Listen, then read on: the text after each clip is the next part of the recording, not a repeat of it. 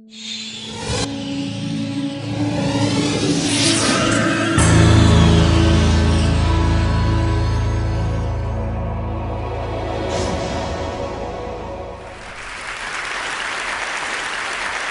today I want us to reflect on the demise of guys. Guys are flaming out academically, they're wiping out socially with girls and sexually with women. Other than that, there's not much of a problem. So what's the data? So the data on dropping out is amazing. Boys are 30% more likely than girls to drop out of school. In Canada, 5 boys drop out for every 3 girls. Girls outperform boys now at every level, from elementary school to graduate school. There's a 10% differential between getting BAs and all graduate programs, with guys falling behind girls. 2/3 of all students in special ed, remedial programs, are guys. And as you all know, boys are 5 times more likely than girls to be labeled as having attention deficit disorder, and therefore we drug them with Ritalin.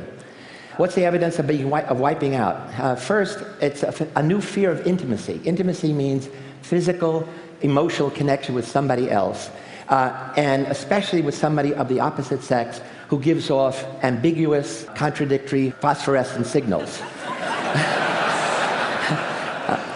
And every year there's research done on self-reported shyness among college students, and we're seeing a steady increase among males, and it's 2 kinds. It's a social awkwardness. The old shyness was a fear of rejection. It's a social awkwardness, like you're a stranger in a foreign land. They don't know what to say, they don't know what to do, especially one-on-one opposite sex. They don't know the language of face contact, the nonverbal and verbal set of rules that enable you to comfortably talk to somebody else, listen to somebody else. There's something I'm developing a theory called social intensity syndrome, which tries to account for why guys really prefer male bonding over female mating. And it turns out, from earliest childhood, boys and then men prefer the company of guys, physical company. And there's actually a cortical arousal we're looking at, because guys have been with guys in teams, in clubs, in gangs, in fraternities, especially in the military, and then in pubs. And this peaks at Super Bowl Sunday, when guys would rather be in a bar with strangers watching a totally overdressed Aaron Rodgers of the Green Bay Packers, rather than Jennifer Lopez totally naked in their bedroom. The problem is they now prefer asynchronistic internet world to the spontaneous interaction in social relationships. What are the causes? Well, it's an unintended consequence. I think it's excessive internet use in general, excessive video gaming, excessive new access to pornography. The problem is these are arousal addictions. Drug addiction, you simply want more. Arousal addiction, you want different. Drugs, you want more of the same, different. So you need the novelty, you need the arousal, you need to be sustained. And the problem is the industry is supplying it. Jane McGonigal told us last year that by the time a boy is 21, he's played 10,000 hours of video games, most of that in isolation. As you remember, Cindy Gallup said boys don't know the difference between making love, men between making love and doing porn. The average boy now watches 50 porn video clips a week. And there's some guy watching 100, obviously. And the porn industry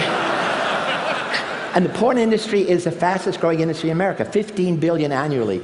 For every 400 movies made in Hollywood, there are 11,000 now made porn videos. So the effects very quickly is, it's a new kind of arousal. Boys' brains are being digitally rewired in a totally new way for change, novelty, excitement, and constant arousal. That means they're totally out of sync in traditional classes, which are analog, static, and interactively passive. They're also totally out of sync in romantic relationships, which build gradually and subtly. So what's the solution? It's not my job. I'm here to alarm. It's your job to calm. But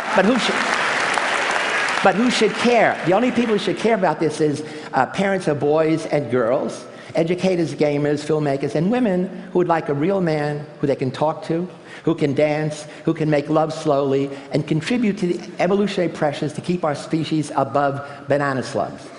No offense to banana slug owners. Thank you.